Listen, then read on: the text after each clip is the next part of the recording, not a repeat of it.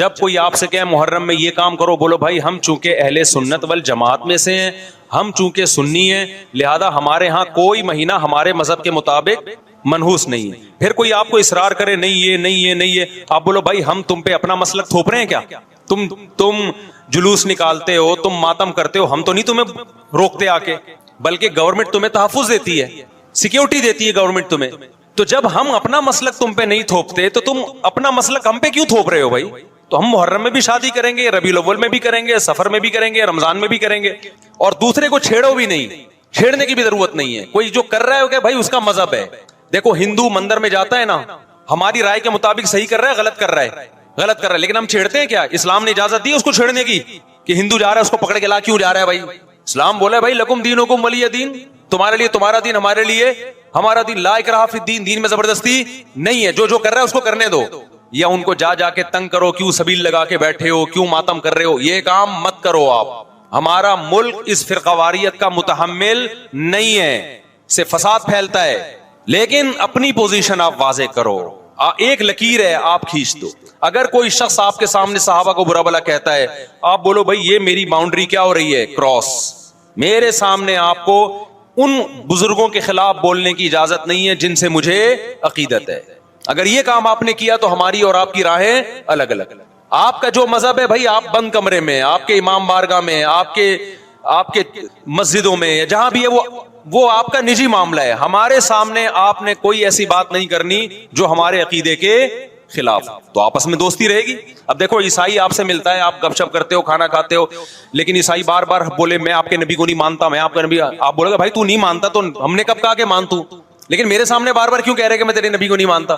یہاں سے آپ کی اس کی دوستی کیا ہو جائے گی؟ پھر ختم۔ تو غیر مسلموں کو بھی دو قسمیں، کسی بھی مسلک کے لوگوں سے ملو، کسی بھی فرقے کے لوگوں سے ملو، کوئی جھگڑا نہیں، کوئی بحث نہیں۔ جہاں مذہب کا معاملہ آئے تو پھر آپ کسی سے بحث نہ خود کرو نہ کسی کو کرنے کی اجازت دو۔ اگر کوئی کچھ سیکھنا چاہتا ہے تو آپ بولو بھائی علماء کے پاس آ جاؤ، آپ کو کوئی اشکال ہے تو ہم وہاں آپ کا اشکال حل کر دیں گے۔ اس سے آگے بڑھنے کی کوشش بولو مت کرو، اس سے ملک میں امن ہوگا۔ باقی فرقے ہمیشہ سے ہیں بھائی، آج کوئی نئے تھوڑی ہیں، اور یہ ہمارا کام تھوڑی ہے فرقے ختم کرنا۔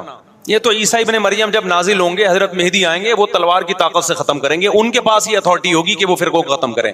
آپ نے یہ کرنا ہے کہ دوسرے کے مسلک کو چھیڑنا نہیں ہے اور اپنا چھوڑنا نہیں ہے۔ مسئلہ آپ کے ساتھ یہ ہو رہا ہے کہ دوسرے کو چھیڑ بھی رہے ہو اور اپنا چھوڑ بھی رہے ہو، دونوں الٹے کام کر رہے ہو۔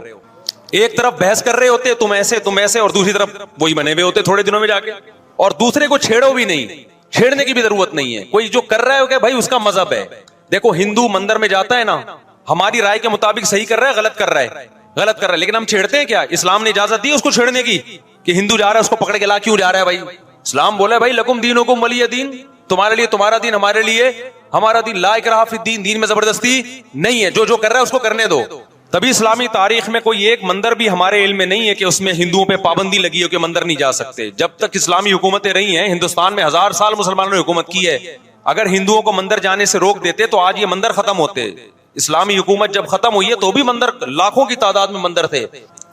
اسلام مسجد جانے کا حکم دیتا ہے، یہ چرچ جانے کا، بولو مسجد، چرچ جانے کو غلط سمجھتا ہے کیونکہ وہاں غیر اللہ کی، عیسیٰ ابن مریم کی عبادت ہو رہی ہے۔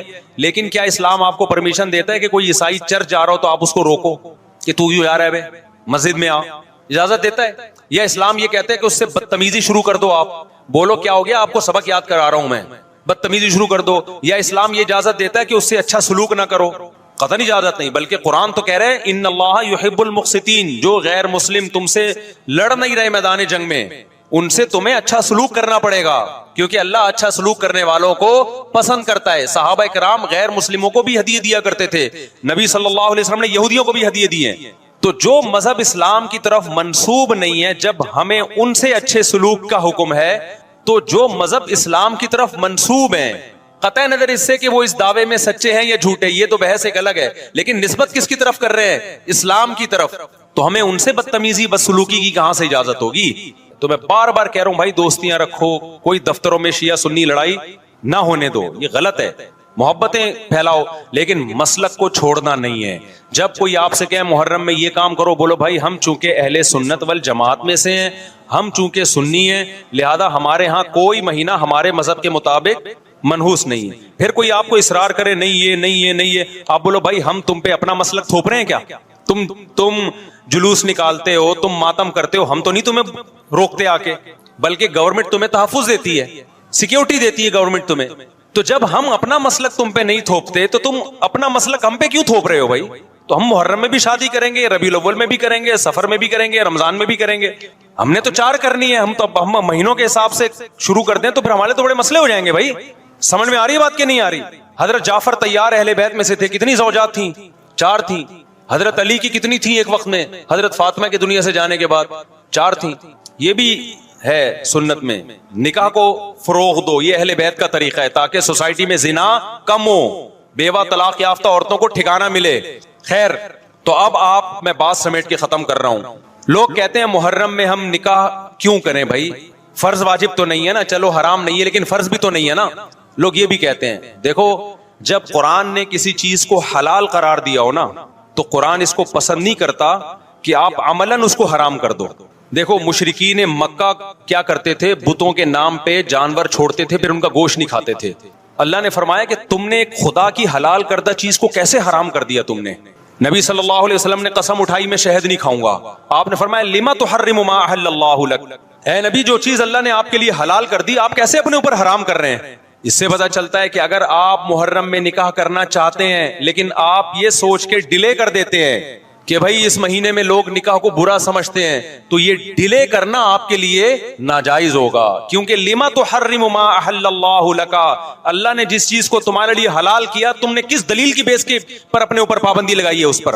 ایک تو ہے نا کسی کو شادی کا خیال ہی سفر میں آ رہا ہے, ربیع الاول میں آ رہا ہے, وہ تو ایک الگ بات ہے, لیکن اس کا نکاح محرم میں ہونا تھا, صرف محرم کی وجہ سے وہ ڈیلے کر رہا ہے کہ جی میں ربیع الاول میں لے کے جاؤں گا. یہ ڈیلے کرنا قرآن و سنت پہ زیادتی ہے یا نہیں ہے؟ یہ اللہ کے حلال کو عملاً حرام کرنا ہے یا نہیں ہے؟ نہیں ہے بات سمجھ میں. پھر اگر کوئی شیعہ آپ سے کہتا ہے کہ بھئی آپ ہمیں چھیڑنے کے لیے یہ کام کر رہے ہو, آپ بولو نہیں بھائی ہم آپ کو چھیڑنے کے لیے نہیں کر رہے, آپ کا مسلک ہے, آپ اس پر عمل کریں, ہمیں اس پہ کوئی اعتراض نہیں ہے. لیکن ہم کس کے پر عمل کریں گے؟ ہم اہل سنت والجماعت ہیں. کتنے صحابہ ہیں, خود نبی کی نکاح محرم میں ہوا ہے. اور ویسے بھی ہمارے ہاں شہادت ایک منحوس عمل نہیں ہے, شہادت ایک مبارک عمل ہے. 10 محرم پہلے سے فضیلت والا دن تھا, محرم پہلے سے فضیلت والا مہینہ تھا. حسین ابن علی کی شہادت سے اس مہینے کے تقدس کو 4 چاند لگ گئے ہیں اور مقدس ہو گیا یہ مہینہ. یہ کیسی بات ہے جو شہادت کا دن ہو ہم اس کو منحوس قرار دے دیں؟ بھائی ہمارا یہ جگرا نہیں ہے. سمجھتے ہو کہ نہیں سمجھتے ہو؟ تو اس لیے محرم میں اگر کسی نے نکاح کرنا ہے اس کو ڈیلے مت کرو میرے بھائی. لوگ کہتے ہیں فرض تو نہیں ہے نا, آپ اگر اس کے نحوست منحوس ہونے کی وجہ سے ڈیلے کر رہے ہو تو پھر آپ پہ فرض ہوگا کرنا. کیوں؟ اس آیت کی روشنی میں لما تحرم ما احل اللہ لک, اے نبی جس چیز کو اللہ نے حلال قرار دیا آپ کس دلیل کی بیس پہ اس کو اپنے اوپر حرام کرتے ہیں؟ سمجھتے ہو کہ نہیں سمجھتے؟ تو اسی طرح یہ جو باقی کام محرم میں ہو رہے ہیں, مرثیے سن رہے ہیں لوگ, نوحے سن رہے ہیں, رکشے والوں نے بھی لگائے ہوئے ہیں, تو بھائی شیعہ حضرات کا مسئلہ کہ ان کو کرنے دو, آپ یہ عمل مت کرو. اگر آپ سنی ہو تو پھر اہل سنت والجماعت کے ہاں میتوں پہ رونے کے مرثیے یہ جائز نہیں ہے, کیونکہ اس سے غم بڑھتا ہے. ہمارے نبی نے جعفر طیار رضی اللہ عنہ کی زوجہ کو, جن کا حقیقی غم تھا اس وقت, ان کو نہیں رونے دیا, تو ہمیں کیسے آپ صلی اللہ علیہ وسلم چیخو پکار کی اجازت دیں گے؟ اسی طرح محرم میں سبیلیں لگانا, اس کی بھی کوئی دلیل نہیں ہے. سیدنا حسین ابن علی وہ تو پیاس ظلم سے شہید ہوئے. وہ ایک طرف آپ کہتے ہیں وہ پیاسے تھے, ان کو پانی نہیں ملا, دوسری طرف آپ اس دن میں لوگوں کو پانی پلا رہے ہیں, تو اس کی لاجک بھی نہیں بنتی کوئی. اسلام نے 10 محرم کو روزے کا دن قرار دیا, روزہ اور سبیل جمع نہیں ہو سکتے.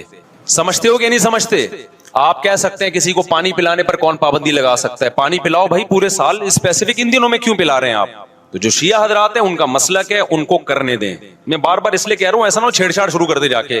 پہلے ہی ملک میں لڑائیاں بہت ہو رہی ہیں, دوبارہ ایک نئی جا کے بتا یہاں بھی سبیل لگی ہوئی ہے, جا کے ان کو چھیڑنا شروع کر دو. سبیل کیوں لگا؟ چھیڑنے کی اجازت نہیں ہے کسی کو.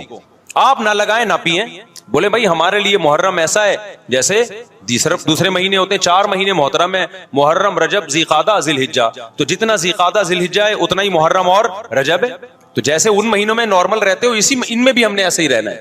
سمجھتے ہو کہ نہیں سمجھتے ہو؟ اور حلیم کی دیگیں مت پکاؤ محرم کی راتوں میں, حلیم کھا سکتے ہو جب چاہو اس خاص ان دنوں میں. اور ویسے بھی جو لوگ پوری رات حلیم کے دیگڑے میں گھوٹے لگاتے ہیں صبح روزہ نہیں رکھتے ہو. کیا خیال ہے جب آپ پوری رات دیگڑے میں گھومتے رہو گے؟ دیکھا نہیں ہے پوری رات دیکھ کے اندر گھومتے رہتے ہیں جیسے موت کے کنویں میں نہیں بائک چلاتا بندہ، تو صبح روزہ رکھے گا ایسا آدمی؟ تو یہ ساری چیزیں آپ کو اس کام سے روکتی ہیں جو سنت سے ثابت۔ تو اللہ تعالی ہمیں محرم میں وہ کچھ کرنے کی توفیق عطا فرمائے جس کی ہمیں اللہ، اس کے رسول اور صحابہ نے پرمیشن دی ہے، اور ان تمام باتوں سے اللہ ہمیں بچنے کی توفیق عطا فرمائے جس سے اللہ، اس کے رسول اور صحابہ نے ہمیں بچنے کا حکم دیا ہے۔ حضرت عمر فاروق کی شہادت کا کون سا دن تھا؟ کچھ علماء کہتے ہیں اس میں بہت اختلاف ہے حضرت عمر کی شہادت کے دن کے بارے میں۔ وجہ اس کی یہی ہے کہ صحابہ کرام کسی کی ولادت اور شہادت کے دن کو ویلیو نہیں دیتے تھے۔ صحابہ کرام ان دنوں کو ویلیو دیتے تھے جو شریعت نے متعین کی ہیں۔ یہ تو ہم لوگوں نے غیر مسلموں سے طریقے سیکھے ہیں، غیر مسلموں سے طریقے سیکھے ہم لوگوں نے کہ بھئی فلاں دن بڑا ہے، فلاں دن چھوٹا ہے، فلاں پیدا ہوا تھا۔ اسلام میں ایسا کچھ نہیں ہے۔ دیکھو نبی صلی اللہ علیہ وسلم کی ولادت کا دن پیر کا دن تھا نا، آپ کی ولادت کا دن کون سا تھا؟ پیر کا، صحیح حدیث میں، لیکن آپ نے مقدس دن جمعے کو قرار دیا۔ حالانکہ یہودیوں کے لیے ہفتہ تھا، عیسائیوں کے لیے اتوار تھا۔ یہودی پرانی قوم، اس کے بعد عیسائی آئے، اس کے بعد مسلمان آئے، تو ہمارے لیے تو پیر بنتا تھا، ویسے بھی پیر بنتا تھا نا، اور نبی کا نبی کا ولادت کا دن بھی تھا، لیکن اس کے باوجود جمعہ کر دیا گیا، پیر نہیں کیا، تاکہ لوگ ایسا نہ ہو کہ ولادت کے دنوں کو مقدس ماننا شروع کر دیں۔ تو اسلام میں کسی کی تاریخ کا، پیدائش کا دن اور وفات کا دن کی کوئی ویلیو نہیں ہے، اور نبی صلی اللہ علیہ وسلم نے پیر کا روزہ بھی رکھا ہے تاکہ یہ کانسیپٹ اور کلیئر ہو جائے کہ میرا یوم ولادت عید کا دن نہیں ہو سکتا، اس کو عید میلاد النبی نہیں کہہ سکتے، کیونکہ وہ روزہ اور عید جمع نہیں ہوتے۔ سمجھتے ہو کہ نہیں سمجھتے؟ ٹیکنیکل باتیں ہیں، اس کو سمجھ لو اچھی طریقے سے۔ تو اس لیے کسی کے کوئی بھی تاریخ ولادت ہو، کوئی بھی تاریخ پیدائش ہو، ہم نے کیا کرنا ہے؟ ہم نے نہ سالگرہ منانا ہے نہ برسی منانی ہے۔ اچھا، بعض علماء یہ تحریک چلا رہے ہیں کہ حضرت عمر کی شہادت کے دن سرکاری چھٹی ہو، تو ہم ان علماء کی بات کی تائید کرتے ہیں۔ سوال پیدا ہوتا ہے کہ ہم ان کی تائید کیوں کر رہے ہیں جب ہم خود مان رہے ہیں کہ کسی کی شہادت کا دن یا ولادت کا دن اس کی کوئی ویلیو نہیں ہے، تو پھر حضرت عمر کی شہادت کے دن کو ہم چھٹی کیوں؟ وجہ اس کی یہ ہے کہ بھائی ہم تو کہہ رہے ہیں کسی بھی دن چھٹی نہیں ہونی چاہیے، لیکن یہ عجیب بات ہے، حضرت علی رضی اللہ تعالی عنہ، ان سے محبت بھی ہمارے ایمان کا جز ہے، ان کی شہادت کا دن یا حضرت حسین کی شہادت کا دن، ان کو تو آپ چھٹی کے دن قرار دے رہے ہو، پھر حضرت عمر کو قرار نہیں دے رہے، یہ پھر ناانصافی ہے۔ اصولی طور پر تو کوئی دن یکم محرم سے لے کے 29 اور 30 ذی الحجہ تک کسی کی ولادت یا پیدائش میں کسی کا دن بھی نہ چھٹی ہونی، کوئی چھٹی کا دن نہیں ہے، لیکن اگر کسی دن پہ چھٹی کر رہے ہو تو پھر دوسرے صحابہ کو بھی تو ویلیو دو نا۔ تو جو علماء کہہ رہے ہیں نا حضرت عمر کے یوم شہادت پہ چھٹی ہونی چاہیے، وہ اس بیس پہ کہہ رہے ہیں کہ جب آپ سیدنا حسین یا حضرت علی کی شہادت کے دن کو چھٹی کا دن قرار دیتے ہو تو اہل سنت والجماعت کے ہاں حضرت علی سے محبت بھی ایمان کا جزو ہے، لیکن حضرت عمر کی فضیلت سیدنا علی سے زیادہ ہے، اور اس بات کو حضرت علی بھی مانتے تھے کہ حضرت عمر کی فضیلت سیدنا علی سے زیادہ ہے۔ تو جو علماء کہہ رہے ہیں نا کہ حضرت عمر کے یوم شہادت پہ چھٹی ہونی چاہیے، وہ اس بیس پہ کہہ رہے ہیں کہ یا تو کسی بھی دن چھٹی نہ ہو، لیکن جب ہو رہی ہے تو پھر ان دنوں میں ہو رہی ہے تو پھر ان دنوں میں بھی ہو۔ سمجھتے ہو کہ نہیں سمجھتے؟ اس کی میں ایک مثال دیتا ہوں۔ ایک کیس آیا میرے سامنے کہ کسی خاتون نے شرعی پردہ کیا اپنے دیور سے پردہ کر لیا، تو دوسرے دیور کو، وہ جو دیور جس سے پردہ کیا نا، اس کو بڑا اعتراض تھا کہ یہ مجھ سے پردہ کر رہی ہے۔ تو میرے پاس کیس آیا، میں نے بہت ڈانٹا، میں نے کہا بھائی عورت پر لازم ہے کہ اپنے دیور سے پردہ کرے۔ خاتون سے پوچھا گیا، اس نے کہا میں نے شریعت کی وجہ سے کیا ہے ایسا۔ تو میں نے ان کے دیور کو بولا، میں نے کہا بھائی جب آپ سے پردہ کر رہی ہے تو آپ کیوں مجبور کر رہے ہو اس کو؟ یہ تو شریعت کے حکم سمجھ کے کر رہی ہے۔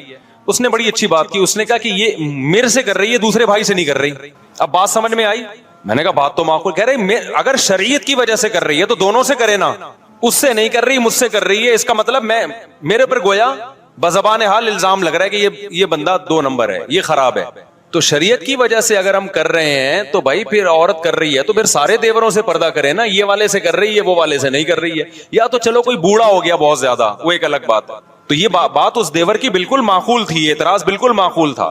تو اسی طرح میرے بھائی ہم یہ کہتے ہیں کہ اسلام میں نہ کسی کا یوم ولادت منایا جائے گا نہ کسی کا یوم شہادت، اصل تو یہی ہے۔ لیکن اگر منا رہے ہو تو پھر یہ کیا کہ فلاں کا مناؤ فلاں کا نہیں مناؤ، اس کا مطلب فلاں کو ویلیو دے رہے ہو، فلاں کو آپ بالکل ویلیو نہیں دے رہے۔ تو وہ اس بیس پر مطالبہ کرتے ہیں کہ حضرت عمر کا یوم شہادت چھٹی کا دن ہونا چاہیے، ورنہ اصولی طور پر جو میں نے مسئلہ بیان کیا، اسلام میں نہ برسی ہے نہ برتھ ڈے ہے، یوم ولادت ہے ہی نہیں اسلام۔ اسلام نے خود ہمیں تاریخیں بتا دی ہیں کہ ان دنوں میں تم نے یہ کام کرنے ہیں. تو اسلام نے ہمیں بتا دیا بھائی 10 محرم کا دن روزہ رکھنے کا دن ہے. 10 محرم کا دن کیا ہے؟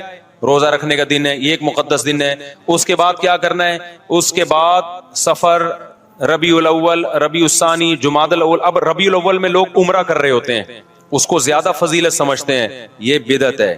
ربیع الاول میں عمرے کا وہی ثواب ہے جو سفر میں عمرے کا ثواب ہے. اگر آپ اس میں زیادہ ثواب سمجھ کے کریں گے تو یہ عمل بدعت بن جائے گا، کیونکہ کسی صحابی، تابعی یا پیغمبر سے ثابت نہیں ہے کہ انہوں نے ربیع الاول میں عمرے کا زیادہ اہتمام کیا ہو کہ جی ربیع الاول آ رہا ہے تو ہم اس میں زیادہ اہتمام کریں گے. بعض لوگ سمجھتے ہیں ربیع الاول کے مہینے میں روضہ رسول پہ حاضری کا زیادہ ثواب ہے، تو یہ بھی غلط ہے. نہ کوئی ہمیں حدیث ملتی ہے کہ ربیع الاول میں آپ روزے پہ حاضری دیں گے تو زیادہ ثواب ملے گا، نہ کسی صحابی کا عمل ہے. صحابہ کی نظر میں روزے پہ حاضری محرم ہو، سفر ہو، ربیع الاول ہو، ربیع الثانی ہو، ان تمام مہینوں میں برابر تھی. کسی مہینے کو انہوں نے ویلیو نہیں دی.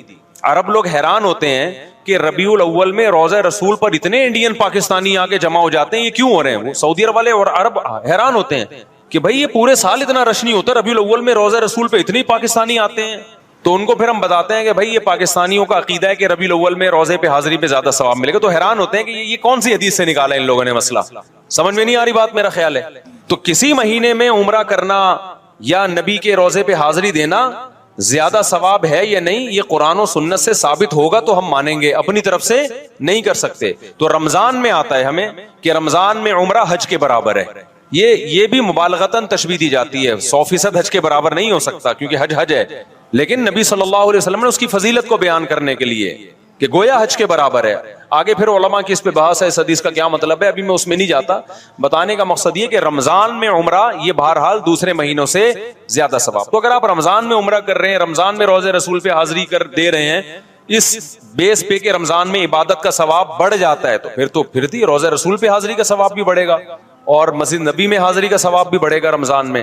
لیکن ربیع الاول، محرم، سفر یہ ثواب کے لحاظ سے ایک جیسے ہیں. سمجھتے ہو کہ نہیں سمجھتے؟ تو اس لیے جب آپ نے عمرہ کرنا ہو تو اسپیسیفک ربیع الاول کا انتظار نہ کیا کریں. آپ سفر میں چلے جائیں، محرم میں چلے جائیں، آپ ربیع الاول میں چلے جائیں، آپ ربیع الثانی میں چلے جائیں، برابر ہے. اگر آپ ربیع الاول میں اس نیت سے گئے کہ مجھے ثواب زیادہ ملے گا تو ثواب کے بجائے گناہ ملے گا، کیونکہ آپ نے ایسی چیز اسلام کی طرف منسوب کر دی جس کی اسلام میں کوئی دلیل نہیں ہے. تو پھر یہ بدعت ہے. سمجھتے ہو کہ نہیں سمجھتے ہو؟ پھر وہی بات جو میں نے بھی پورے بیان میں کہی ہے کہ کوئی لوگ آپ کو کہیں گے یوں ایسے، آپ بولو بھائی ہم لکم دینکم ولی دین. کوئی گرین چینل والے کرتے ہیں تو ان کو کرنے دیں، ان کا مسلک ہے. تو ہمارا مسلک یہ بولو نہیں. تو آپ ایک فیصلہ کرو، گرین یا وائٹ، ایک طرف آ جاؤ. آپ سمجھتے ہو کہ نہیں سمجھتے ہو؟ تو ہماری نظر میں سارے مہینے برابر ہیں. رمضان میں زیادہ ثواب ہے، رمضان میں تو ہر عبادت کا ثواب کئی گنا بڑھ جاتا ہے، تو عمرے کا بھی ثواب بڑھے گا، ظاہر ہے. تو یہ برسی نہیں ہے اسلام میں، نہ یوم ولادت ہے یا نہ یوم وفات ہے. ہاں تو اسلام نے کیا کیا کہ رمضان کا مہینہ رکھا، ربیع الاول کا نہیں رکھا، ربیع الثانی کا نہیں رکھا، جمادی الاولی، جمادی الثانی، رجب، شعبان، رمضان کا پھر مقدس مہینہ. پھر اسلام نے ہمیں یکم شوال کا مقدس دن قرار دیا، وہ عید کا دن ہے، وہ بھی نہ کسی کی ولادت نہ کسی کی وفات. پھر 10 ذی الحجہ بقرعید کا دن ہے، وہ بھی نہ کسی کی ولادت نہ کسی کی وفات، وہ ابراہیم علیہ السلام کی قربانی کا دن ہے. پھر یکم محرم اسلامی سال کی ابتدا ہو رہی ہے اور سال تبدیل ہو رہا ہے، تو اسلامی سن ہجری کی ابتدا بھی ولادت سے نہیں رکھی بلکہ نبی کے ہجرت کے دن سے رکھی ہے، جس دن آپ نے قربانی دی، کوئی عمل کیا. سمجھتے ہو کہ نہیں سمجھتے؟ تو جو آپ صلی اللہ علیہ وسلم نے عمل کیا نا ہجرت کی، اس کو پہلا سال اسلامی قرار دیا گیا ہے تاکہ جب وہ آئے تو ایک موٹیویشن ملے کہ بھائی قربانی ہے، قربانی دی تھی نبی صلی اللہ علیہ وسلم نے. تو اسلام میں نہیں ہے بھائی یہ ولادت اور وفات کے دن. سمجھتے ہو کہ نہیں سمجھتے؟ دیکھو اسلام وہ ہے جو اللہ رسول نے بتایا، اپنی طرف سے چلو گے نا تو ٹکا بھی نہیں ملے گا قیامت کے دن. اخپل طریقے سے آپ اللہ کو راضی کرنے کی کوشش کرو گے، اللہ راضی نہیں ہوگا، اللہ راضی نہیں ہوگا. حضرت عمر کہتے ہیں ایک واقعہ ہے کہ ایک پادری کو دیکھا جو رو کے نا نالیاں پڑ گئی تھیں، سوکھا ہو گیا تھا بالکل دبلا. حضرت عمر اس کو دیکھ کے رو پڑے، کہا کہ دنیا میں بھی اپنے آپ کو عذاب میں ڈالا، آخرت میں بھی عذاب میں، کیونکہ دین برحق کو فالو نہیں کر رہا، اپنی طرف سے اللہ کو راضی کرنے کی کوشش کر رہا ہے. آپ نے ایسے ہندو دیکھے ہوں گے جنہوں نے منتیں مانی بھی ہیں، کپڑے نہیں پہنتے، کھانا پینا چھوڑ دیا، سر منڈاتے ہیں. بدھسٹ کو میں نے دیکھا ہے ایسے، زندگی بھر کا عذاب، شادی نہیں کرتے، تو اپنے آپ کو ایک ٹینشن میں ڈال دیا اور نیت یہ کہ بھگوان ہم سے خوش ہوگا. حالانکہ خدا خوش نہیں ہوتا کہ آپ سر منڈا کے گھومتے رہیں, کھانا پینا چھوڑ دیں اور آپ شادی بھی نہ کریں. کچھ ہوتے ہیں نا, ہندوؤں میں بھی ہوتے ہیں, بدھسٹ میں بھی ہوتے ہیں. ایک یوٹیوب پہ میں نے ویڈیو دیکھی, ایک ہندو کے جو پنڈت تھے انہوں نے کرالنگ کر کے سفر کیا پتہ نہیں کتنے کلومیٹر دور, اور کہا ہم نے منت مانی ہے کہ پیدل نہیں جاؤں گا, کرالنگ کر کے. وہ دہلی میں پتہ نہیں کون سے مندر میں, اتنا لمبا سفر. تو کیا آپ سمجھتے ہو کہ اللہ اس عمل سے خوش ہوگا؟ آپ نے اپنی دنیا کو بھی عذاب میں ڈال دیا اور آپ نے اپنی آخرت بھی برباد کر دی. چند صحابہ نبی کی خدمت میں آئے حضرت عائشہ کے گھر, تو انہوں نے نبی کا عمل پوچھا کہ نبی صلی اللہ علیہ وسلم کیا عمل کرتے ہیں. حضرت عائشہ نے بتایا کہ آرام بھی کرتے ہیں, تہجد بھی پڑھتے ہیں, کھاتے بھی ہیں, روزہ بھی رکھتے ہیں. انہوں نے کہا وہ تو پیغمبر ہیں بھائی, ان کے تو سارے اگلے پچھلی خطائیں معاف ہیں. ایک صحابی نے کہا میں ہمیشہ روزے رکھوں گا.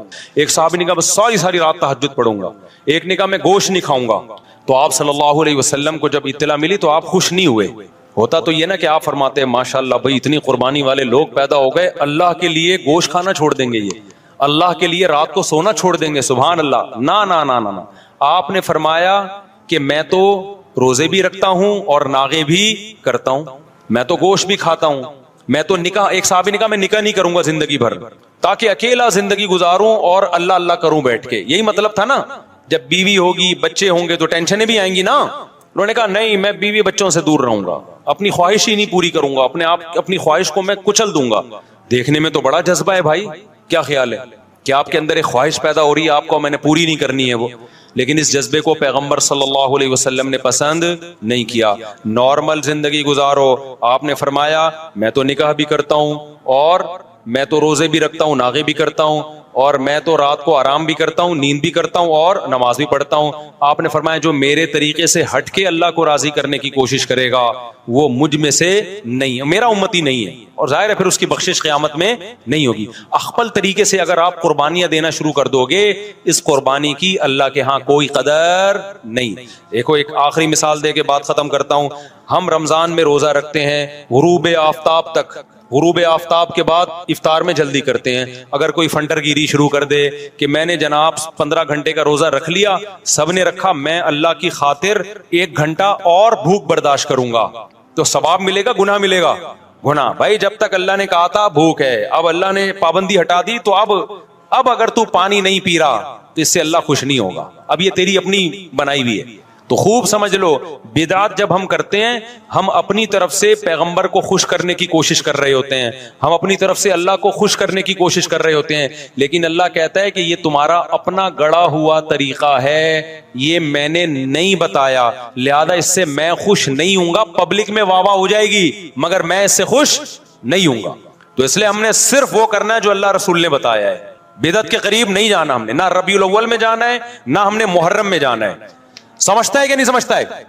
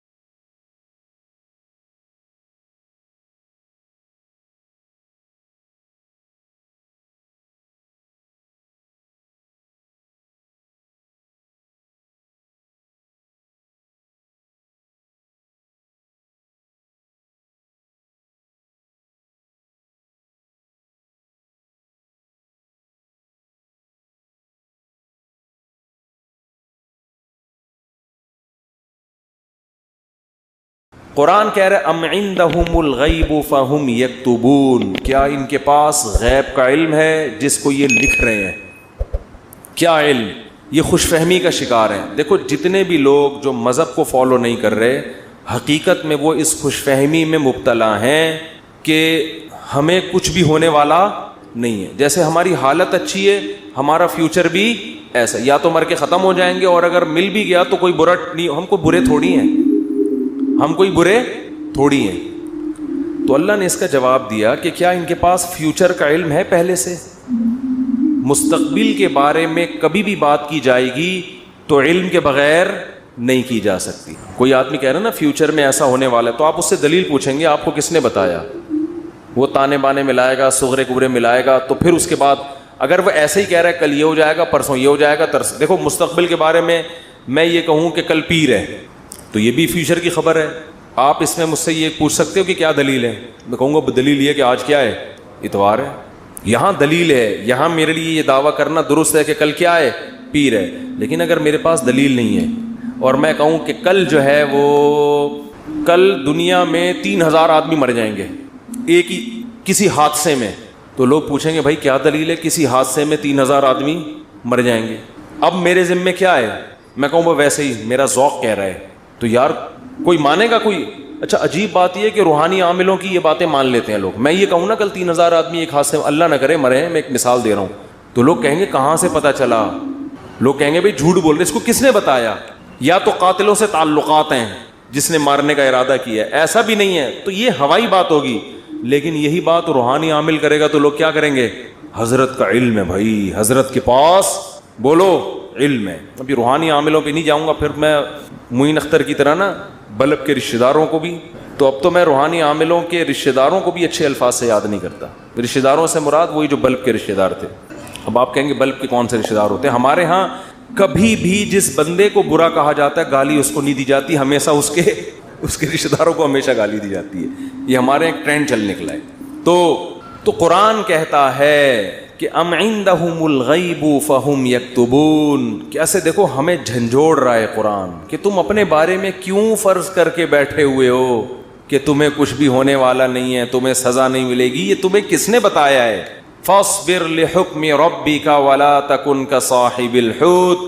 جب نبی یہ مطالبے کرتے تھے تو پھر بھی آگے سے کوئی رسپانس نہیں ملتا تو انسان کو بے انتہا تکلیف ہوتی ہے کہ کن پتھر دل لوگوں سے واسطہ پڑا ہے. تو قرآن کہتا ہے فاصبر، اے نبی آپ کیا کرو؟ صبر کرو. ولا تکن کصاحب الحوت، مچھلی والے یونس کی طرح جلباز مت بنو. حضرت یونس علیہ السلام کی قوم نے بھی یہی سلوک کیا، لیکن یونس علیہ السلام چاہتے تھے جلدی سے فیصلہ ہو اور اپنی قوم کو چھوڑ کے نکل گئے. تو اللہ نے اس پہ آپ کی تنبیہ کی. تو آپ بھی اے نبی جلد بازی مت کریں. تو یہ نبی کے ذریعے سے ہمیں بھی بتایا جا رہا ہے کہ آپ حق کی دعوت دیتے رہیں، اور یہ نہ دیکھیں کہ یہ جو اللہ کے نافرمان لوگ ہیں، جو حق کو نہیں ماننے والے لوگ، وہ پھر بھی پھل پھول رہے ہیں. اس ٹینشن میں مت آؤ، کیونکہ اللہ انصاف کرتا ہے مگر اس میں دیر ہوتی ہے، اندھیر نہیں ہوتی. وہ لے گا انتقام، ان کو اپنے حال پہ چھوڑ دو. یہ اللہ کی حکمت اسی کا تقاضا کرتی ہے، چھوڑ دیا جائے اپنے حال پہ. آج جو اہل حق ہے نا ان کو بہت تکلیف ہوتی ہے کہ جب یہ ہم صحیح بات کر رہے ہیں لیکن آگے جواب جو مل رہا ہے وہ کیا مل رہا ہے؟ الٹا، کوئی مان کے نہیں دے رہا. تو اللہ فرماتے ہیں وَلَا تَكُنْ كَصَاحِبِ الْحُوتِ إِذْ نَادَى وَهُوَ مَكْظُومٌ. یونس علیہ السلام نے جلد بازی کی اور بالآخر اللہ کی طرف سے ان کو دنیا میں تنبیہ ہوئی ہے، سزا ملی ہے. اور وہ سزا کیا ملی؟ اذ نادا وہو مکظوم. مچھلی کے پیٹ میں گئے، غم سے گھٹ رہے تھے اور اللہ کو پکارا. فنادا فی الظلمات اللہ الہ الا انت سبحانک انی کنت من الظالمین. اے اللہ تیرے سوا کوئی عبادت کے لائق نہیں. غلطی کس کی ہے؟ میری غلطی، میں نے اپنی جان پہ ظلم کیا. تو اللہ نے کیا کیا؟ مچھلی کے پیٹ سے نکال لیا. دیکھو یونس علیہ السلام نے اللہ کے حکم پہ کتنا عرصہ تبلیغ کی، قوم نے نالائقی کی پھر بھی نہیں مانے. سزا بجائے قوم کو ملنے کے کس کو مل رہی ہے؟ بولتے کیوں نہیں؟ الٹا حضرت یونس علیہ السلام کو مل رہی ہے سزا. تو اب آپ بتاؤ کیسا پیغمبروں کا صبر کا پیمانہ ہے. ایسے موقع پہ بھی اللہ کے خلاف کوئی شکایت زبان سے بولو نہیں نکال رہا. کیوں؟ اللہ یونس علیہ السلام کے عمل میں ہمیں بتا رہے ہیں کہ دینداری کا یہ مطلب نہیں ہے کہ تم اچھے بنو گے تو اللہ کی نوازشیں آنا شروع ہو جائیں گی. دینداری کا مطلب یہ کہ جو اللہ کا کام ہے وہ اس کو کرنے دو. تمہارا کام ہے عاجزی انکساری, بس میں ہی غلط, صحیح ہو کے بھی کون غلط, میں غلط. ہمیشہ غلطی کس کی کھاتے میں ڈالنی ہے, بولتے کیوں نہیں؟ دیکھو ہم نماز پڑھتے ہیں, نماز کے بعد 3 دفعہ استغفر اللہ پڑھتے ہیں, تو کیا کسی نامحرم کو دیکھا ہوتا ہے ہم نے نماز میں؟ بولتے کیوں نہیں؟ تو کوئی تک بنتا ہے استغفر اللہ کا؟ یا ہم نے کوئی جرم کیا ہے, نماز پڑھی اور کیا کہلوایا جا رہا ہے, استغفر اللہ استغفر اللہ. بھائی اگر استغفر اللہ پڑھنا تھا تو یہ نماز پڑھی کیوں کی تم نے؟ ہمیں یہ بتایا جا رہا ہے کہ تم نیکی کر کے بھی کیا سمجھو جیسے تم نے گناہ کیا ہے. کیسے گناہ؟ نماز گناہ نہیں ہے. بھائی تم یہ کہو اے اللہ جس طرح سے پڑھنی چاہیے تھی اس طرح سے نہیں پڑھی میں نے, تو نیکی کر کے بھی کہا جا رہا ہے کہ ہم غلط ہیں. ہم نے اے اللہ جو پڑھنی تو ہمیں معاف کر دے, ہم سے نہیں ہوئی صحیح, ہم سے کام کیا ہو گیا, غلط ہو گیا. مجھے یاد ہے 25-30 سال پرانا قصہ ہے, چھوٹا بچہ تھا میں اس وقت. ایک تبلیغی جماعت میں نا ایک صاحب کے سال پہ سال لگ رہے تھے, پوری دنیا میں ان کے سفر ہوئے, بڑا انہوں نے وقف کیا ہوا تھا اپنے آپ کو تبلیغی جماعت کے لیے. تو میرا ان سے ٹاکرا ہو گیا, وہ مجھے سمجھانے لگے جماعت میں نکلو سیر و جیسے تبلیغ والے کرتے ہیں. اب مجھے پتا تھا یہ بہت ہی پرانے کھیڑو ہیں اور ان کی تو زندگیاں گزر گئی ہیں اس کام میں. میں نے کہا ماشاء اللہ اللہ نے آپ سے بڑا کام لیا ہے تبلیغ کا. کہتے ہیں ہاں میں نے بہت بگاڑا ہے تبلیغ کے کام. کہہ رہے ہیں ہم تو کام بنانے والے نہیں, کس میں ہم تو بگاڑنے. کہہ رہے ہیں میں تو بگاڑ ہی رہا ہوں جب سے. مجھے ان کا یہ اسٹائل بہت اچھا لگا. یعنی اپنے آپ کو کہہ رہے ہیں کہ تبلیغی جماعت میں اگر کوئی خرابی ہے تو وہ کس کی وجہ سے ہے؟ بولو. وہ اپنے بارے میں کہہ رہے ہیں وہ کس کی وجہ سے, مجھے نہیں کہہ رہے تھے, اپنے بارے میں کہہ رہے تھے. وہ کس کی وجہ سے؟ میری وجہ سے. کہہ رہے ہیں ہم کام بنانے والے نہیں بلکہ بگاڑنے والے ہیں. اب کوئی فسادی ہوتا تو کہتا ہے جب بگاڑنے والا تو کر کیوں رہا ہے پھر ہمیں؟ یہ تو اس نے خود کہا ہے, اپنی زبان سے بولا ہے کہ ہم بگاڑنے والے ہیں. یوٹیوب پہ کلپ ڈالتا ہے, یہ دیکھو خود. تو مجھے ان کی یہ تواضع پسند آئی. میں نے کہا دیکھو یہ بیچارہ صبح و شام اس کام میں لگا رہتا ہے, مگر یہ کہہ رہا ہے جو تبلیغ کا کام پھیل رہا ہے اس میں جو برکتیں ہو رہی ہیں وہ میرے علاوہ لوگوں کی وجہ سے ہو رہی ہیں, اور جو خرابی آ رہی ہیں وہ کس وجہ سے ہو رہی ہیں؟ وہ ساری میری وجہ سے ہو رہی ہیں. تو آج مارکیٹ میں یہ چیز کیا ہے؟ شارٹ. ہر اچھا کام میں نے کیا, برا کام ستار بھائی نے کیا. ستار بھائی نہ ملے گا مجھے. ایک دن ایک فون آیا, میں نے فون اٹھایا, کون؟ کہہ رہے ہیں ستار بھائی بات کر رہا ہوں. ارے میں نے کہا بیٹا یہ مجھے نہیں چھوڑے گا, یہ کہے گا مفتی صاحب بہت تم نے جو ہے نا, لیکن وہ شکر ہے ایسی کوئی بات تھی نہیں. تو جنات کا دیکھ لو, قرآن مجید میں آتا ہے کہ جب نبی صلی اللہ علیہ وسلم نے تبلیغ کا کام شروع کیا نا تو جنات بھی کی ایک جماعت نے نبی کے قرآن کی تلاوت سنی اور جا کے اپنی قوم کو انہوں نے تبلیغ کرنا شروع کی. تو تبلیغ کا انداز دیکھو جنات کا, کیونکہ ہدایت مل گئی تھی ان کو, مسلمان ہو گئے تھے. تو تبلیغ کیسے کر رہے ہیں کہ بھئی دیکھو دنیا میں کوئی بڑا کام ہوا ہے, ہمارا آسمانوں پہ داخلہ بند ہو گیا, انا لا ندری ہمیں نہیں پتا, اشر ارید بمن فی الارض کہ جو اللہ نے محمد صلی اللہ علیہ وسلم کو دنیا میں بھیجا اور شیاطین کا اوپر جانے کا سیٹ اپ بند کر دیا, ہمیں نہیں پتا کہ زمین والوں کے ساتھ شر کا ارادہ, کیونکہ بعض دفعہ اللہ پیغمبروں کو بھیجتے ہیں حجت تمام کرنے کے لیے تاکہ حجت تمام ہو اور پوری قوم کو تباہ کر دیں, تو شر بھی ہوتا ہے نا اس میں. کہہ رہے ہیں انا لا ندری ہمیں نہیں پتا, اشر ارید بمن فی الارض کہ جو لوگ زمین میں رہتے ہیں ان کے ساتھ برائی کا ارادہ کیا گیا ہے, ام اراد بہم ربہم رشدا یا ان کے رب نے ان کے ساتھ بھلائی کا ارادہ کیا ہے. اسٹائل نہیں سمجھ میں آیا میرا خیال ہے. دیکھو جملہ یہ ہونا چاہیے تھا کہ ہمیں نہیں پتا یہ جو کچھ ہو رہا ہے, ہمیں نہیں پتا کہ رب نے ان کے ساتھ برا چاہا ہے یا اچھا چاہا ہے. اصل میں تو یہ ہونا چاہیے نا. لیکن جنات کیا کہہ رہے ہیں, آج کل تو انسان اتنے سمجھدار نہیں ہے جتنے اس زمانے کے جنات سمجھدار تھے یار. جنات یہ نہیں کہہ رہے کہ ہمیں نہیں پتا کہ اللہ نے انسانوں کے ساتھ برائی کا ارادہ کیا ہے یا اچھائی کا, یا تو یہ کہنا چاہیے تھا, یا جنات کو بالکل اس کے الٹ کہنا چاہیے تھا کہ ہمیں نہیں پتا کہ زمین والوں کے ساتھ برائی کا ارادہ کیا گیا ہے. کر کون رہا ہے یہ نام نہیں لے رہے, ہم ہائی لائٹ نہیں کر رہے. انسانوں کے ساتھ برائی کا ارادہ کیا گیا ہے یا اچھائی کا ارادہ کیا گیا. دونوں پیسو وائس ہوتے ہیں, ایکٹیو پیسے کا فرق تو پتا ہوگا نا. بھائی اس نے مارا ہے, وہ مارا گیا ہے. جب ہم کہتے ہیں ہی از کلڈ, وہ مارا گیا ہے, تو مارنے والے کو ہم شو نہیں کر رہے ہوتے. فاعل کا نہیں پتا ہوتا, سبجیکٹ کا نہیں پتا ہوتا کہ مارنے والا ہے کون. سمجھ میں نہیں آ رہی. تو قرآن کہہ رہا ہے ہونا یہ چاہیے تھا کہ جنات یا تو شر اور خیر کا ارادہ کرنے والے کا نام نہ بتاتے کہ کون ارادہ کر رہا ہے، بلکہ دونوں کو پیسو وائس میں لاتے کہ ہمیں نہیں پتا کہ زمین والوں کے ساتھ برائی کا ارادہ کیا گیا یا اچھائی کا ارادہ کیا گیا، یا تو یوں کہتے، اور اگر سبجیکٹ کا ذکر کرتے تو یوں کہتے ہمیں نہیں پتا کہ رب نے زمین والوں کے ساتھ برائی کا ارادہ کیا ہے یا اچھائی کا ارادہ کیا ہے۔ لیکن جنات اتنے ہوشیار، جب اچھائی کا تذکرہ آیا تو رب کا تذکرہ کیا، برائی کا آیا تو سبجیکٹ کو کیا کر دیا، حذف۔ تو کیا کہہ رہے ہیں، انا لا ندری، ساڈی عقل چ بات نہیں آندی، سانو نہیں پتا کہ اشر ارید بمن فی الارض، پیسو وائس، کہ زمین والوں کے ساتھ برائی کا ارادہ کیا گیا ہے، کون کر رہا ہے یہ نہیں بتائیں گے، یہ میں نہیں بتاؤں گا، یہ نہیں بتاؤں گا میں، حالانکہ وہ بھی کون کر رہا ہے، اللہ ہی کر رہا ہے نا، لیکن اللہ کا نام نہیں لے رہے۔ ہمیں نہیں پتا کہ زمین والوں کے ساتھ برائی کا ارادہ کیا گیا ہے یا اللہ نے اچھائی کا ارادہ کیا ہے۔ اچھائی کی جب بات آئی تو اللہ کی طرف نسبت، برائی کی بات آئی تو وہ بھی تو اللہ ہی ارادہ کر رہا ہے، لیکن اللہ کا نام ذکر نہیں کر رہے، ادب کی وجہ سے کہ بھائی برائی اگر ہو رہی ہے تو اللہ تو کر تو رہا ہے، لیکن انسانوں کی حرکتوں کی وجہ سے ہو رہا ہے، تو گویا انسان خود ہی کر رہے ہیں اپنے ساتھ، یہ اللہ تو محض ایک خالق ہے، کر کون رہے ہیں، یہ خود ہی کم وقت کر رہے ہیں۔ اچھائی ہو رہی ہے تو پھر اللہ کر رہا ہے۔ یہ تمیز ہمیں کس سے سیکھنی چاہیے، جنات سے۔ کوشش نہ کریں کسی جن ون کو بھلا کے تمیز کے چکر میں، ایسا نہ ہو کہ مارکیٹ سے بالکل شارٹ ہو جائیں۔ تو اس سے ہمیں یہ پتہ چلا کہ اسلام میں بڑے کا احترام ہے، بعض چیزیں حقیقت پر مبنی ہوتی ہیں مگر اس کو زبان سے ادا نہیں کیا جاتا، تو جیسے اللہ کی تعظیم ہے ایسے ہی بڑوں کی بھی تعظیم ہے۔ حدیث میں آتا ہے، آپ صلی اللہ علیہ وسلم نے فرمایا جو ہمارے بڑوں کی تعظیم نہیں کرتا وہ ہم میں سے نہیں ہے۔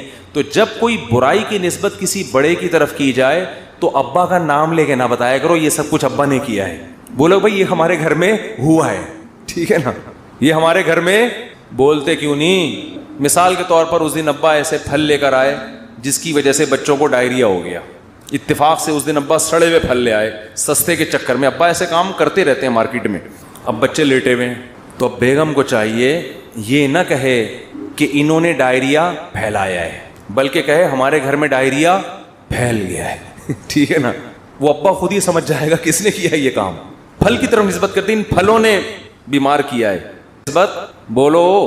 بچے بھی یہ نہ کہیں ہمارے ابا نے ہمیں بیمار کیا ہے، بلکہ بچے یہ کہیں ان پھلوں نے ہمیں، بلکہ پھل سے ابا سمجھ جائیں گے اصل میں مجھے چھیڑ رہے ہیں، بس ابا ہو گئے بیمار۔ آج کل ادب تمیز مارکیٹ سے بالکل شارٹ۔ ایک آدمی کو کرونا ہوا، اس کے بعد اس کی بیوی کو بھی ہو گیا، مجھے بار بار آ کے بتا رہے میری بیوی کہہ رہی آپ کی وجہ سے ہوا ہے مجھے بھی۔ اب دیکھو اس آدمی کو تو ٹینشن ہوگی نا یار، وہ ہو گیا اللہ کی طرف سے ہو گیا، نہیں پہلے آپ کو ہوا تھا تو آپ کی وجہ سے کس کو ہوا ہے، مجھے۔ اسی طرح اب شوہر بھی بیوی پہ بلی ڈال سکتے ہیں، تمہیں ہوا تھا تمہاری وجہ سے مجھے ہوا ہے، بھائی کس کی وجہ سے ہوا ہے، بس اللہ کی قدرت ہے، ہو گیا، چھوڑو وہ کون گلے ملا تھا آپ سے، کس نے آپ کی طرف منہ کر کے چھینکا تھا۔ ہم ایسے بہت سے لوگوں کو جانتے ہیں جو ٹی بی کے مریضوں کے ساتھ چپک کے انہوں نے زندگی گزاری، خدمت کی، مگر ان کو ٹی بی نہیں ہوئی، اور 2 گھر چھوڑ کے جو بندہ بیٹھا ہوا تھا اس کو ہو گیا۔ تو آج کل نا یہ تمیز مارکیٹ سے شارٹ ہو رہی ہے، بڑے چھوٹے کا ادب کیا ہو رہا ہے، ختم، فوراً بلی ڈال دیتے ہیں اس نے کیا ہے۔ تو اگر کیا بھی ہو بھائی نسبت مت کرو، تقدیر کا حصہ، بھائی ہو گیا ہمارے ساتھ۔ قرآن دیکھو ابراہیم علیہ السلام کیا کہتے ہیں، وَإِذَا مَرِضْتُ فَهُوَ يَشْفِينِ، کیا خاندانی کلام ہے یار۔ حضرت ابراہیم کہہ رہے ہیں جب میں بیمار ہوتا ہوں اللہ مجھے شفا دیتا ہے، حالانکہ بیمار کون کرتا ہے، وہ بھی تو اللہ ہی کر رہا ہے نا، تو کہنا تو یہ چاہیے تھا کہ اللہ ہی بیمار کر کے اللہ ہی مجھے ٹھیک کر دیتا ہے۔ تو سوال ہے اس میں اللہ کی تعریف کی کیا ضرورت ہے، بیمار بھی تو اسی نے کیا تھا، لیکن اللہ کی حمد و ثنا کر رہے ہیں، بیمار تو میں ہو جاتا ہوں، شفا کون دیتا ہے، اللہ۔ تو یہ ادب تمیز سکھایا جا رہا ہے کہ انسان کے بچے بن کے زندگی گزارو، بڑے چھوٹے کا ادب کرو۔ القابات بھی بڑے چھوٹے کے لیے الگ الگ ہونے چاہیے۔ تو خیر قرآن کیا کہتا ہے، اے نبی فاصبر، آپ نے کیا کرنا ہے، صبر کرنا ہے۔ تو ہمیں بھی ترغیب دی جا رہی ہے کہ ہم یہ نہ سمجھیں کہ ادھر ہم دعوت دیں گے ادھر فوراً لوگ ہماری دعوت پر لبیک کہیں گے، جس کو جو بات سمجھائیں گے 2 منٹ میں اس کی سمجھ میں وہ بات آ جائے گی اور وہ بالکل ہمارے نظریات کے مطابق ہو جائے گا، اور اس طرح ہم ہنسی خوشی زندگی گزاریں لوگ یہی کہتے ہیں، پھٹے اسی پہ ہوتے ہیں نا، باپ کہہ رہا ہو یار میں بیٹے کو سمجھا رہا ہوں کم بخت کی سمجھ میں ہی نہیں آ رہا، بیٹا کہتے ہیں ہم ابا کو سمجھاتے ہیں ابا کی سمجھ میں نہیں آ رہا. شوہر بیوی کو سمجھا رہا ہے, اس کی کھوپڑی میں نہیں آ رہا. بیوی شوہر کو سمجھا رہی ہے, اس کی کھوپڑی میں نہیں. اپوزیشن حکومت کو سمجھا رہی ہے, حکومت کی سمجھ میں نہیں آ رہا. حکومت اپوزیشن کو سمجھا رہی ہے, اپوزیشن کی سمجھ میں نہیں آ رہا. تو اگر دنیا میں جو بات سمجھائی جائے, میں کب سے کیا کیا سمجھا رہا ہوں, سمجھ میں آ رہا ہے؟ کب سے کیا کیا سمجھا رہا ہوں, سمجھ میں نہیں آ رہا. تو اگر ایسا ہی دنیا میں نظام ہو جائے کہ ادھر سمجھایا ادھر سمجھ میں آ گیا, تو سب ہنسی خوشی زندگی گزارنا شروع ہو جائیں گے. وہ ایک شاعر ہے ہندوستان کا, ان کا نام ذہن سے نکل گیا, تراز کر کے آتا ہے, پتہ نہیں ایچ ایم تراز ہے, کچھ ایم تراز کر کے آتا ہے, بڑے زبردست شاعر ہیں. میں نے جب ان کی ایک دفعہ شاعری سنی نا, تو مجھے بڑا, اس لیے نہیں کہ مجھے نہیں پتا کیسے آدمی, اچھے ہی ہوں گے, لیکن مجھے اردو سے لگاؤ ہے, محبت ہے. تو ہندوستان کے شاعروں میں بڑی زبردست شاعری ہے اردو کی نا. تو میں نے جب اس بندے کی شاعری سنی, میں نے کہا یار یہ 2014 کی بات ہے. میں نے کہا اس بندے سے ملاقات کا دل چاہتا ہے, اس نے اردو پہ بڑی محنت کی ہے. تو اللہ کی قدرت, یہ جو عمرہ ہے نا, عمرہ یہ مسلمانوں کے لیے بہت بڑا ایک ذریعہ ہے آپس میں کمیونیکیشن کے لیے. یہ میں نے انگریزوں کی کتاب میں یہ بات پڑھی ہے, گوروں نے لکھا ہے کہ مسلمان سائنسدان جو بہت بڑے بڑے حکیم بنے نا, جنہوں نے جڑی بوٹیوں پہ ریسرچ کی, اس کی ایک بہت بڑی وجہ مسلمانوں کا حج ہے. کیونکہ حج کرنے کے لیے کہاں کہاں سے, ساؤتھ افریقہ سے اور کہاں کہاں سے دنیا سے لوگ آتے تھے. وہ پیدل جنگلوں سے گزرتے اور اس میں جڑی بوٹیوں پہ تحقیق کرتے تھے. آپ ذرا حکیموں کی, پرانے حکیموں کی کتابیں پڑھیں نا, ایسے ایسے جڑی بوٹیوں کے خواص لکھے ہیں, آدمی کہتے ہیں انہوں نے ان کو یہ پتہ کہاں سے چلی. تو وہی حج اور عمرے سے جو مسلمانوں کے سفر ہوئے ہیں, پھر مختلف ملکوں کے لوگ آ کے عمرے میں ایک دوسرے سے ملتے ہیں, ایک دوسرے کی تہذیبیں سیکھتے ہیں, سکھاتے ہیں. یہ مسلمانوں کے لیے یہ بہت بڑا ایک ذریعہ بنا ہے. یہ بیت اللہ جو ہے نا, یہ مسلمانوں کو آپس میں کنیکٹ کرنے کا صدیوں سے ایک بہت بڑا ذریعہ ہے. یہاں کے ترکی, پاکستانی, انڈونیشیا سب آ کے کیا ہوتے تھے, مل جاتے ہیں. تو میری خواہش تھی, میں نے کہا یار کبھی ان سے سلام دعا ہو جائے تو اچھا ہے, خوشی ہوگی. تو وہ میں نے ویسے ہی, انڈیا کے کچھ لڑکے بیٹھے ہوئے تھے, بیت اللہ میں عمرہ کیا ہم نے. میں نے کہا یار وہ ایک شاعر ہے, انہوں نے کہا اتفاق سے عمرہ کرنے آیا ہوا ہے. میں نے کہا میری ملاقات کرا دو. تو مجھے نہیں پتا تھا وہ مجھے جانتے ہیں. تو جب ملاقات ہوئی, انہوں نے کہا میں تو آپ سے خود بہت دنوں سے ملنے کا مشتاق, آپ کے بیان سنے بڑا مزہ آتا ہے. اس وقت میرے آڈیو بیان ہوتے تھے. تو بات کیا کر رہا تھا میں, تو ان کا ایک شعر تھا, شعر ہی بھول گیا. شعر کا ایک جملہ مجھے یاد ہے, کیونکہ ہم ہر چیز آدھی یاد کرتے ہیں نا, وہ ابتدائی عشق میں دل ہوا یوں خراب آدھا والا شعر کی وجہ سے. تو اس نے کہیں اپنی محبوبہ کا, شاعر نے تذکرہ کیا ہوگا کہ وہ کہیں چلی گئی, یوں ہو گیا, ٹینشن میں آ گیا. تو اس نے لکھا یہ انہونی نہیں ہوتی تو پھر ہونے کو کیا ہوتا. یہ انہونی نہیں ہوتی تو پھر ہونے کو, یعنی دنیا میں کچھ عجیب سے کام ہوتے ہیں تو پھر ہوتا ہے نا کچھ نہ کچھ, تو آدمی انجوائے کرتا ہے کچھ ہوا ہے. یعنی اگر شاعر کا تخیل بیان کر رہا ہوں, ایسا نا آپ اس شاعر کو کہیں کون سی معشوقہ تھی تمہاری مارکیٹ سے شارٹ ہو گئی, مفتی صاحب نے ہمیں بتایا, شاید ہم پولیس بھیج کے. اس شاعروں کا کلام کا کچھ بھی مطلب نکالا جا سکتا ہے. محبوبہ کے بجائے کچھ وسیم بھائی کو ڈال دو, ستار بھائی کو ڈال دو, وہ ٹینشن نہیں ہے. تو شاعر کے کلام کو کبھی الفاظ کو نہیں پکڑا جاتا, اس میں ہر آدمی اپنے حساب سے اس کا مفہوم بیان کر رہا ہوتا ہے. تو ہم نے اس کو اپنے حساب سے اس شعر کو لیا کہ دنیا میں کچھ ہونے کے لیے کچھ انہونیوں کا ہونا بولو ضروری ہے. سمجھ رہے ہو. دیکھو بعض لوگ کچھ کر کے موسٹ وانٹیڈ بن جاتے ہیں, تو وہ اسی کو انجوائے کرتے ہیں. کہتے ہیں اگر یہ نہ ہوتا تو ہم موسٹ وانٹیڈ, وہ کیا ہے, بدنام جو ہوں گے تو کیا نام نہ ہوگا. نام پیدا کرنے کے لیے بدنام ہونا بھی ضروری ہے. تو اس نے کہا یہ انہونی نہیں ہوتی تو پھر ہونے کو کیا ہوتا. تو میں یہ کہہ رہا ہوں اگر یہ ٹینشنیں دنیا میں نہ ہو تو ہونے کو کچھ ہو ہی نہیں. آپ نے بیگم کو بات سمجھائی, سمجھ گئی. اس نے آپ کو سمجھایا, آپ کی سمجھ میں فوراً آ گیا کہ یہ کیا کہہ رہے. آپ نے اپنے بچے کو ایک دن کچھ سمجھایا, اس کی سمجھ میں فوراً آ گیا. تو گالیاں ہوتی دنیا میں پھر کوئی بلب کے رشتہ داروں کو گالیاں دیتا, بولو نا. تو خیر اور شر کا مقابلہ کیا ہو جاتا, ختم. پیغمبر امتیوں کو سمجھاتے, 2 منٹ میں بات سمجھ میں آتی. نبی آگے سمجھاتے, بھئی یہ 360 بت پتھر کے بنے ہوئے تم نے رکھے ہوئے, یہ غلط ہیں. تو کہتے ہیں او اچھا, یہ تو بالکل صحیح کہا آپ نے. ہم اپنے ہاتھوں سے اپنے خدا کو بناتے ہیں, یہ بننے میں ہمارے محتاج, تو بھلا یہ ہماری مدد کیسے کریں گے. بات تو کلیئر تھی نا, 2-2-4 کی طرح, مگر ان کی کھوپڑی میں نہیں آئی ہے. 10,000 کا لشکر لے کے مکہ پہ حملہ ہوا ہے, خون بہے ہیں, لو عورتیں بیوہ ہوئیں, بچے یتیم ہوئے. اتنی سی بات سمجھانے کے لیے 23 سال کی ٹینشن ہے, پھر جا کے بھی سمجھ میں پھر بھی نہیں آئی. پھر مکہ فتح ہوا تو نبی نے بیت اللہ کے اندر 360 بت گرائے اپنے ہاتھوں سے, وہ بھی طاقت کے زور سے سمجھ میں آئی ہے, ورنہ پھر بھی نہیں آئی. اگر یہ حملہ نہ ہوتا تو آج تک 360 بت رکھے ہوئے ہوتے, آپ دلائل میں مناظرہ ہی کر رہے ہوتے, بحث ہی کر رہے ہوتے, کسی کی کھوپڑی میں نہیں آتی بات. تو بھائی اتنی بڑی حقیقت جب بحث سے کسی کی کھوپڑی میں نہیں آئی تو آپ کی بیگم آپ کی فرما بردار کہاں سے بن جائے گی؟ کیونکہ آگے اس کے پاس بھی دلائل ہوتے ہیں سمجھانے کے لیے. آپ اس کو جب سمجھاؤ گے شوہر کے یہ حقوق ہیں تو کہے گی کہ صرف شوہر ہی کے ہیں, بیوی کے نہیں ہوتے. اب کیا جواب دو گے آپ؟ اب یا تو 10,000 کا لشکر لے کے سسرال پہ حملہ کرو, یہی ہوگا. 10,000 کا لشکر لے کے کیا کرو؟ سسرال پہ حملہ کرو, اپنے حقوق پاس کرواؤ. ایسا نہیں ہوگا. تو بس یہی ہے کہ آپ نے سمجھایا, نہیں سمجھ میں آیا. اس نے سمجھایا, آپ کی سمجھ میں نہیں آیا. ہنسی خوشی زندگی گزارو.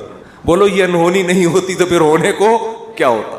تو اس لیے دنیا میں جو بھی ہو رہا ہے نا, اپنی ذمہ داری پوری کرو, اپنا الو سیدھا رکھو. جو اپنی ذمہ داریاں پوری کرو, باقی جو ہو رہا ہے ہونے دو, ٹھیک ہے نا. حکیم الامہ حضرت مولانا اشرف علی تھانوی رحمۃ اللہ علیہ ایک بات بہت زیادہ فرمایا کرتے تھے کہ جو چیز اختیار میں ہے اس میں سستی نہ کرو, جو اختیار میں نہیں ہے اس کی ٹینشن مت لو. اولاد بگڑ گئی, بھائی آپ نے کوشش کی سمجھانے کی, اب کنٹرول میں نہیں ہے, چھوڑ دو یار. یہ ساری زندگی یہی ٹینشن نہیں, بولو پالتے ہیں ٹینشن, میرا بچہ کیوں نہیں صحیح ہو رہا, میرا بچہ کیوں نہیں صحیح ہو رہا, میرا بچہ کیوں نہیں صحیح ہو رہا. چھوڑ دے یار اس کو اپنے حال پہ, چھوڑ دو اس کو اپنے حال. یہ کیوں نہیں ٹھیک ہو رہا, وہ کیوں نہیں ٹھیک ہو رہا, یہ کیوں نہیں صحیح ہو رہا, عمران خان نے جو وعدے کیے تھے پورے کیوں نہیں ہو رہے. تمہارے اور کم ٹینشن ہے یار. تو اللہ پوچھ لے گا بھائی جو آپ نے وعدے کیے تھے پورے کیے کہ نہیں کیے.